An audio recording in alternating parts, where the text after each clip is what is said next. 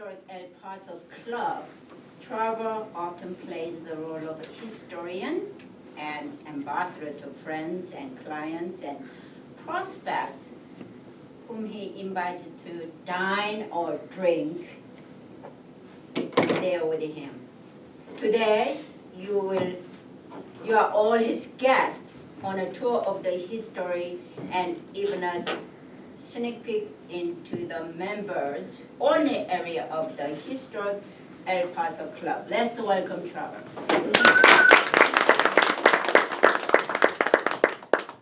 Well, welcome to the El Paso Club. Thank you. I'm actually even wearing my El Paso Club tie today. Whoa. Who's been to the El Paso Club before? Okay. Wow. How many of you have never heard of the El Paso Club? All right, well, what a treat. Most people don't know what this building is about. They recognize the green awning that extends from the building down to Tejon, to Platt, at Platt and Tejon. It's on the northwest corner of Platt and Tejon, downtown. So it's been there only since about 1890, so if you haven't seen it yet, you might get by. But not only is it members only, that kind of makes it a sacrosanct place. But I'm going to take you on a tour that few people get to see. What many people only know about the El Paso Club is the fact that it's a men's club. And that certainly drives some controversy in our city. In fact, the Gazette had this article in 2011 when the club voted to go co-ed or not, and it failed 2-1. And there was reasons for that, but that's not my topic for today. To get to some of the history of it, though, here's some dates to know. General Palmer founded the city of Colorado Springs in 1871. 1874, Colorado College was founded. In 1876, Colorado became a state. And finally, in 1877, General Palmer, along with some of his friends, founded the El Paso Club. Now, the reason they did this, General Palmer founded Colorado Springs to be a resort destination. He named it Little London, wanting to attract visitors not only from the east, but from across the Atlantic. And he brought his railroad here, the Denver-Rio Grande Railroad, to help with that passenger travel down from Denver. And actually a major railroad hub at the time was Pueblo. So, with his railroad being here and gold being discovered up in Cripple Creek, Colorado Springs was fast becoming not a resort destination, but just another Old West town with saloons and brothels. You may know General Palmer was a Quaker, so he was super conservative. He, as a Quaker, didn't drink and was very devoted to his religion and was also a pacifist, which there's also an interesting story about General Palmer being a pacifist and also being a general. But he wasn't happy about the path Colorado Springs was taking with the saloons and the brothels, and so he and some like-minded fellows got together to create a place where men could fellowship without the temptations of liquor and women. Well, the no liquor thing didn't last. Otherwise, this gentleman probably never would have been president of the club. You guys recognize this young man? Spencer Penrose. Speck was known to be quite the partier. Oh yeah. The good general founded our Antlers Hotel, and Spencer Penrose tried to buy it, and when he couldn't, he said, "Fine, I'll build my own, and it'll be better than yours," and built the Broadmoor. I think my favorite story about Spencer Penrose is that he had a glass eye. Did you know that? Mm-mm. Actually, even more interestingly, he had 2 glass eyes.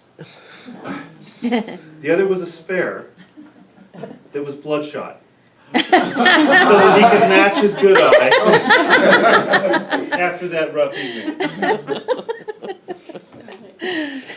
So, yes, after the demise of our beloved General Palmer in about 1917, Spencer Penrose was president of our club. So let's walk in the door. This is the lobby area of the club. It's very nice inside.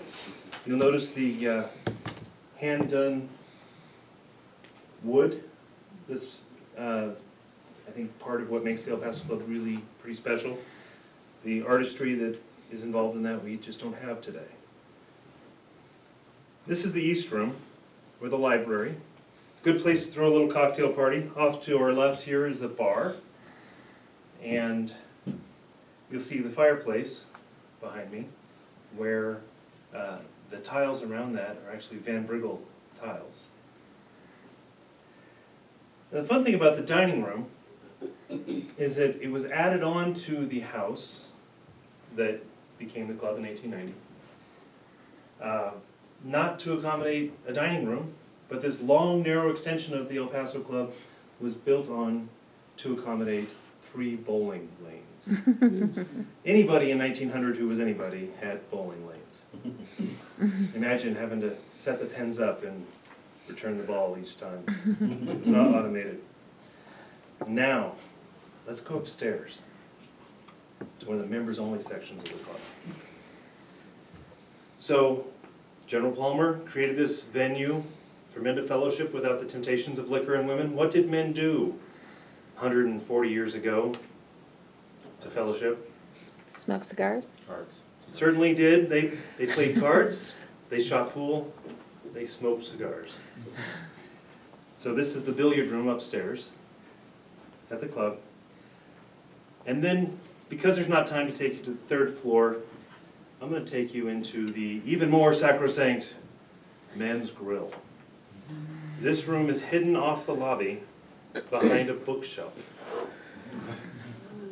So you must walk through the bookshelf to step into the men's grill, which looks like this.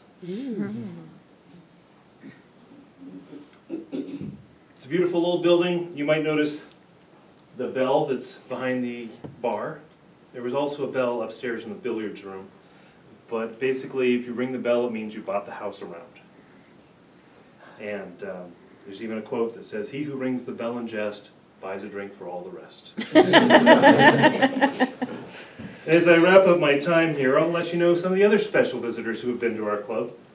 To include you, we also had General Grant, Teddy Roosevelt, Oscar Wilde, Nikola Tesla, and even Will Rogers.